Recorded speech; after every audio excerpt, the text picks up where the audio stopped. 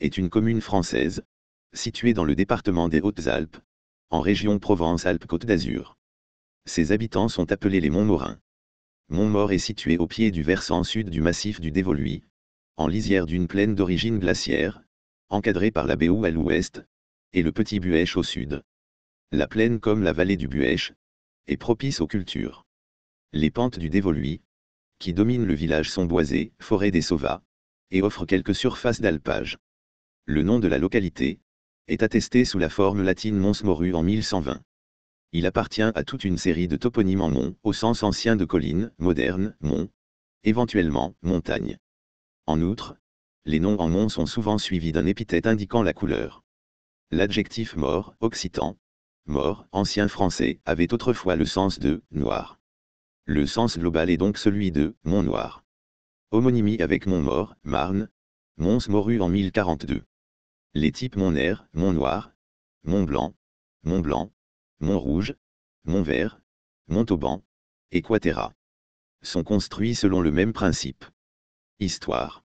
La légende veut que le village doive son nom aux morts, or il n'en est rien. Il contient d'ailleurs une tour appelée, à tort ou à raison, tour sarrasine. Sur ce sujet controversé, il est prudent de se réfugier derrière l'autorité de Joseph Roman, auteur en 1887 d'un tableau historique des Hautes-Alpes. Il écrit, si l'on en croit quelques historiens, les Hautes-Alpes auraient été, en partie, peuplées par les Sarrasins, échappés aux fers de Charles Martel, et de Guillaume de Provence. On désigne très exactement les vallées qui servirent de refuge à cette race étrangère, les canaux qu'elle a creusés, les monuments qu'elle a construits, les mines qu'elle a exploitées.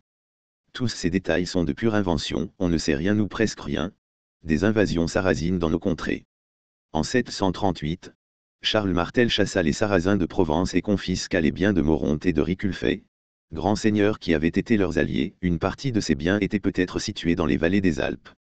Les Sarrasins recommencèrent leurs incursions en Provence avant 890. Les actes de Saint-Romule témoignent qu'au Xe siècle ils avaient ravagé une partie de l'Embrunet. La vie de Saint-Mailleul, abbé de Cluny, nous apprend que revenant de Rome il fut arrêté près de la rivière du Drac, probablement dans la commune du Forest Saint-Julien, à l'endroit nommé, jusqu'au XVIe siècle, Apud Sanctum Maiolium, par une bande de pillards sarrasins. Cet événement eut lieu en 972.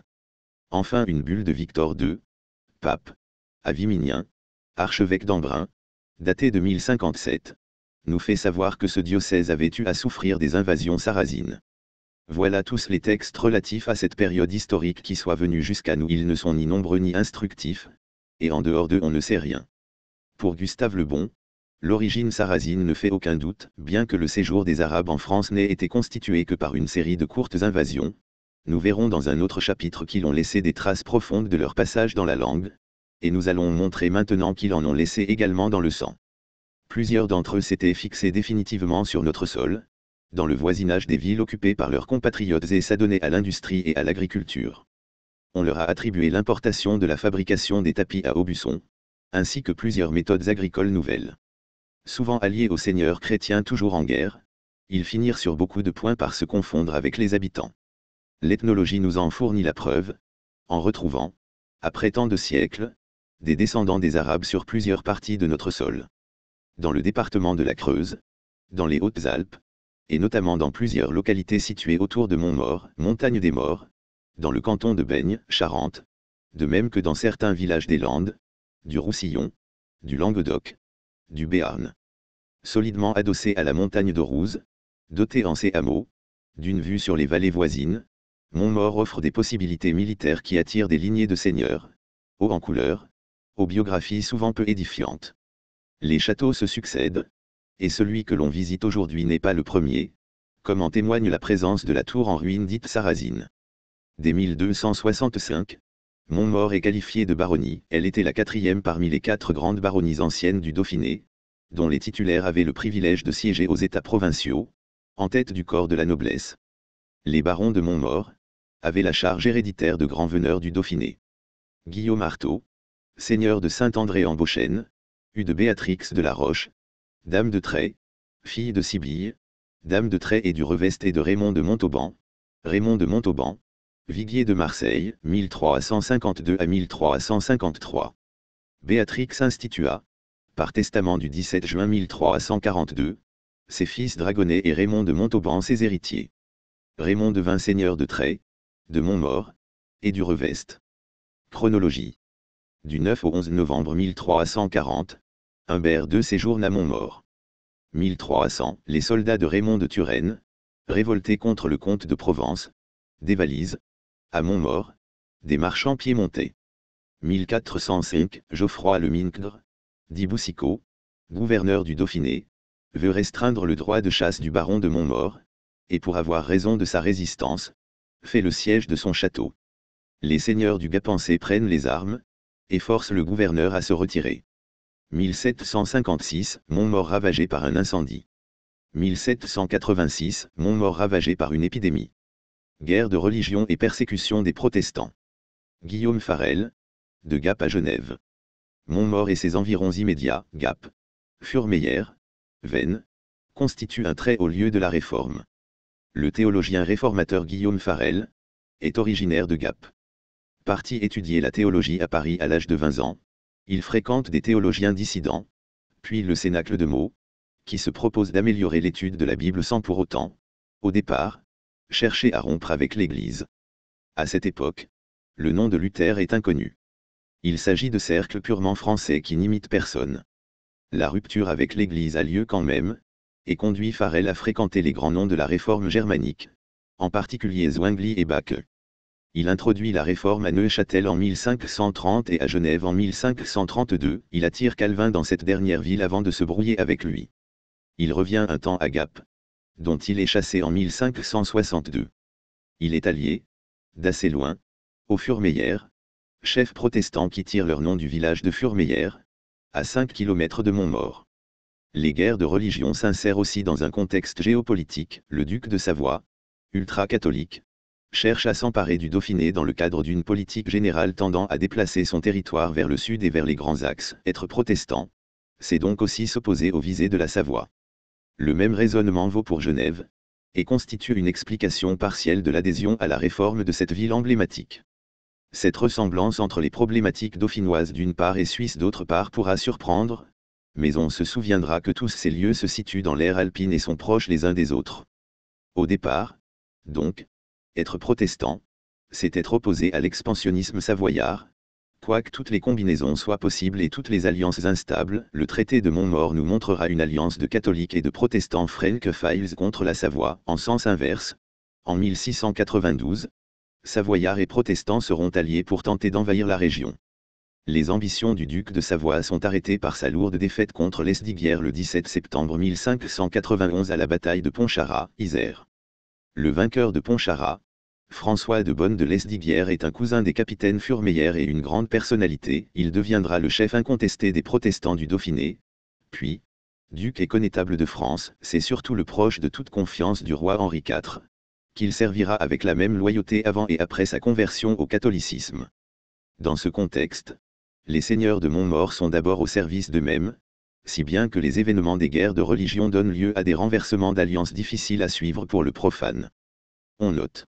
Jean Flotte, dit capitaine Aurouze, est le chef des protestants de la région. Il succède en tant que tel à Furmeillères, seigneur d'un village limitrophe de Montmaur, dont il tire son nom.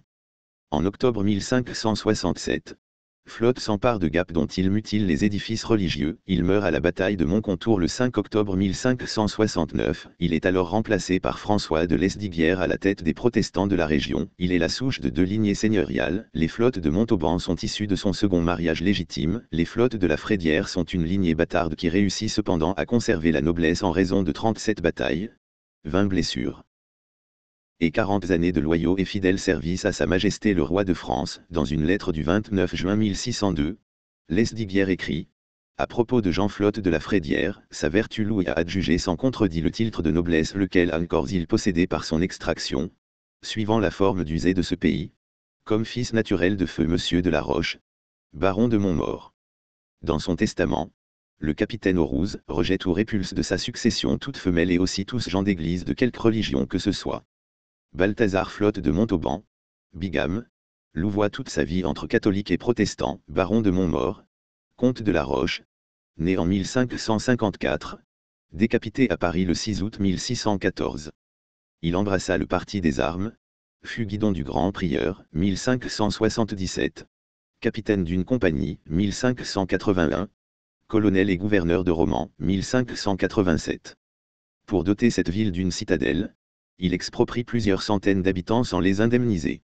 Balthazar est proche des extrémistes de tous les camps, c'est par ses bons offices, après plusieurs réunions à Montmaur, qu'est signé, le 14 août 1588, le traité de Montmaur passé entre les sieurs de Lavalette et de Lesdiguières, pour contrer les sinistres intentions du duc de Guise, ainsi que les visées étrangères sur la région, convoitées par l'Espagne et par le duc de Savoie. Petit détail, Lavalette, idéologiquement proche de la Ligue ultra-catholique, représente ici le roi de France Henri III, lui aussi catholique mais opposé à la Ligue. Lesdiguières est le chef du parti protestant, mais la présence d'ennemis communs fait que les intérêts convergent provisoirement.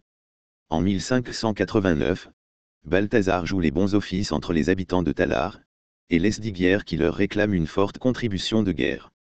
À cette occasion, il obtient, de la ville de Tallard, une importante rémunération personnelle en poulets, vins et pigeons, qu'on ne peut trouver aux environs de Montmaur, et qu'on trouvait d'ailleurs difficilement à Tallard, si bien que la réunion des victuailles consomma beaucoup de l'énergie des négociateurs de cette ville. En reconnaissance pour le traité de Montmaur, Lavalette apporta toute l'aide possible à Balthazar dans ses démêlés avec les habitants de Romans, durablement indignés par les expropriations et autres abus de leur gouverneur. L'on se souvient que Balthazar avait eu Véré au profit de la France, en facilitant le traité de Montmaur, qui s'analyse comme une alliance entre Français, catholiques et protestants, contre les appétits étrangers, dont ceux de la Savoie. Mais maintenant, non content de louvoyer entre deux femmes et deux religions, il va aussi louvoyer entre deux pays. Toujours gouverneur de Romans, Balthazar décida de livrer cette ville au duc de Savoie, et en fut chassé le 23 octobre 1597. Il se retira à la cour du duc, revint en France en 1603, Henri IV lui pardonna et le nomma son écuyer, il retourna de nouveau en Savoie en 1610, n'ayant pas été bien accueilli. Il revint en France en 1613, puis voulant rentrer en grâce auprès du duc, il fit assassiner, près de Tarare, un prêtre italien qui portait à la régente des papiers compromettant le duc de Savoie. Il fut arrêté, convaincu de ce crime et eut la tête tranchée en place de Grève. Outre ce crime, il avait commis celui de bigamie, ayant épousé Marthe de Clermont d'Amboise du vivant de sa première femme, Isabeau des Estes de Loudun. Il avait été créé comte de la Roche en 1592. Ses démêlés judiciaires, ainsi que ceux entraînés par sa bigamie, ont raison de la fortune de la famille et lui font perdre la place prééminente qui fut la sienne parmi la noblesse du Dauphiné. Le fantôme de Balthazar hante encore le château de Montmaur, où il rôde, en tenant sa tête sous son bras. Jean Flotte de la Frédière, fils bâtard du capitaine Aurouze, il est catholique, mais sert fidèlement la France, en particulier le roi Henri IV, ce qui lui vaudra d'être anobli, et d'être toujours soutenu par François de Lesdiguières, protestant mais ami du roi, lorsque sa noblesse sera contestée. Ses enfants feront valoir ses 37 batailles où il a reçu 20 glorieuses blessures, pendant 40 années de loyaux et fidèles services à Sa Majesté le roi de France.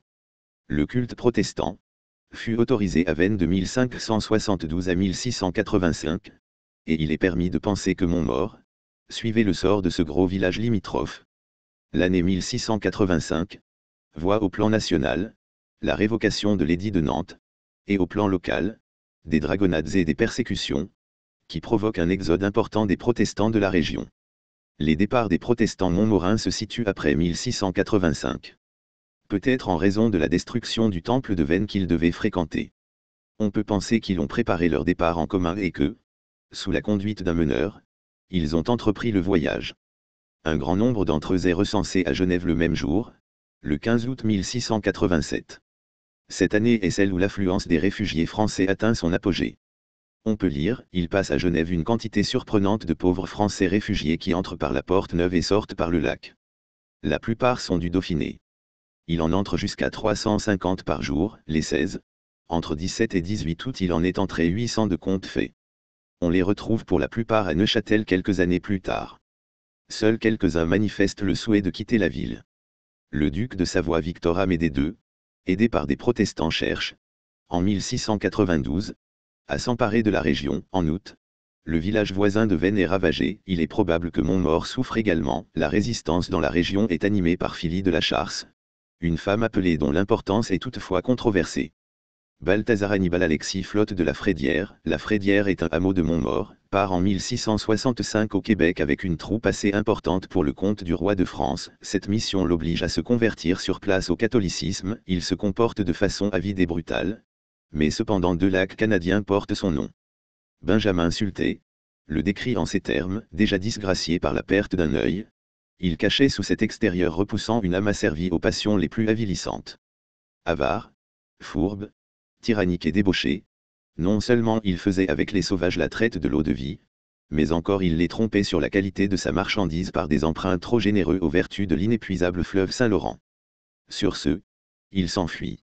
La Frédière envoya alors des soldats pour arrêter Demeuse, le jeta en prison, le mit au fer, et le lendemain le soumit au supplice du cheval de bois, avec un poids de 60 livres attaché à chaque pied.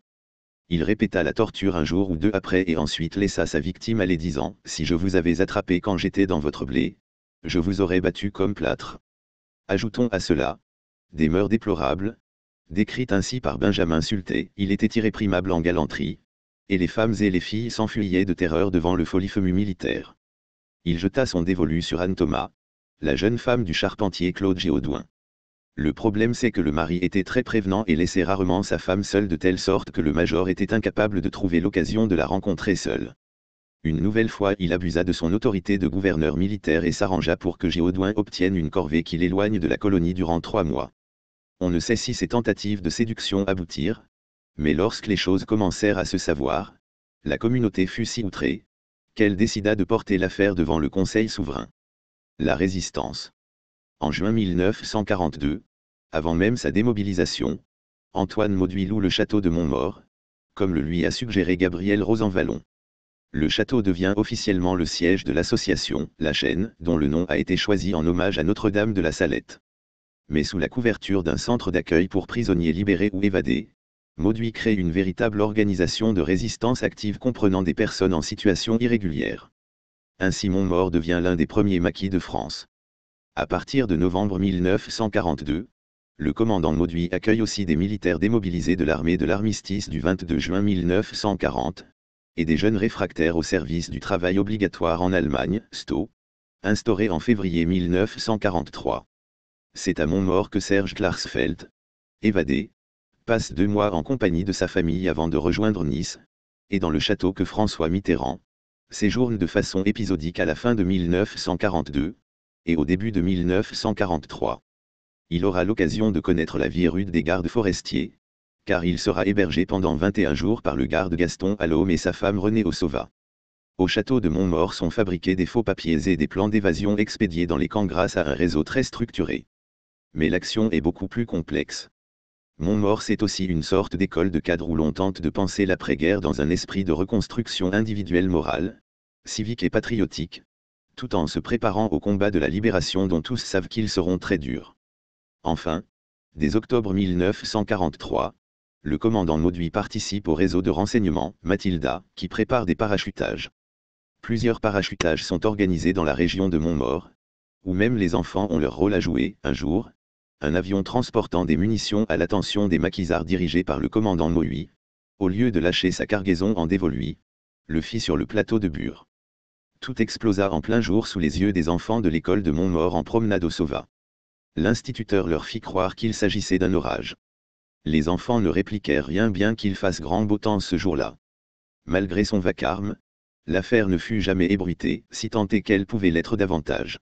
Et resta ignorée des Allemands. Le commandant Mauduit est arrêté au Sexe, le 29 janvier 1944, et déporté. Il décède un mois après son retour de déportation en 1945. En 1949 un comité présidé par François Mitterrand réalise le vœu de Mauduit d'être enterré à Montmaur, sur la colline Sainte-Philomène. En 1986, une plaque commémorative est apposée sur le château. Depuis, une gerbe y est déposée chaque 22 août. Lieux et monuments. Le château de Montmaur a été bâti à partir du XIIIe siècle, il va évoluer et s'agrandir au fil des siècles. Cette bâtisse était dotée à chaque angle d'échauguettes qui seront remplacées en 1590 par 4 tours massives, dont 2 sont encore intactes sur la partie sud. Cette propriété comprend dans son ensemble historique des bâtiments fermiers, écuries, étables, grange, forge, four à pain. Et une courtine située à l'ouest dans la partie appelée la flamme. Ces grandes salles d'apparat, dont certaines font 150 mètres carrés au sol, sont dotées de plafonds à la française et de cheminées en gypse d'époque Renaissance. L'intérieur est très riche en fresques, dont certaines remontent à la Renaissance et au XVIIe et XVIIIe siècle. Les colonnes en gypse de l'escalier d'honneur sont de style dorique, ionique ou même corinthien. Une des autres richesses artistiques du château est constituée par ses portes en noyer. Celles-ci sont sculptées de nombreuses représentations en trompe-l'œil. À l'extérieur, le XIXe siècle a vu l'aménagement des jardins. Il a été racheté en 2006 par le département des Hautes-Alpes qui a engagé des travaux afin de pouvoir ouvrir sa visite au public. Depuis, il se visite de la fin du mois de juin, aux Journées du patrimoine en septembre, des spectacles et expositions y étant également proposés. L'édifice est classé au titre des monuments historiques en 1988. La chapelle Sainte-Philomène. Des vestiges d'une tour de guet, dite sarrasine, bien qu'aucune preuve d'invasion, ou de razzia, soit rapportée pour ce territoire par les historiens, sont visibles sur la colline au-dessus du village. Elle complète un système défensif aujourd'hui presque disparu comme notamment des remparts autour du château. Le premier bâtiment à vocation défensive de Montmaur fut construit à 1351 mètres d'altitude au sommet de la montagne de la Couchérine, au-dessus du village, par la famille noble des Montauban au XIe siècle. La construction plus tard d'un nouveau château au contact de ces basses terres, sans doute pour des questions de commodités et de confort, laissera ce premier bâtiment à l'abandon et à la ruine. La chapelle Sainte-Philomène, isolée sur une petite butte, entre le village et la route nationale, cette pittoresque chapelle est constituée des vestiges d'une ancienne église romane. L'édifice qui était en mauvais état, a été transformé en chapelle au XIXe siècle, suite à la guérison miraculeuse d'une jeune fille percluse du village, Élisabeth Reynaud, qui invoquait Sainte Philomène pour sa guérison. De l'édifice primitif bâti sur les plans d'une croix latine, reste le chœur et une abside. La chapelle est inscrite au titre des monuments historiques en 1948.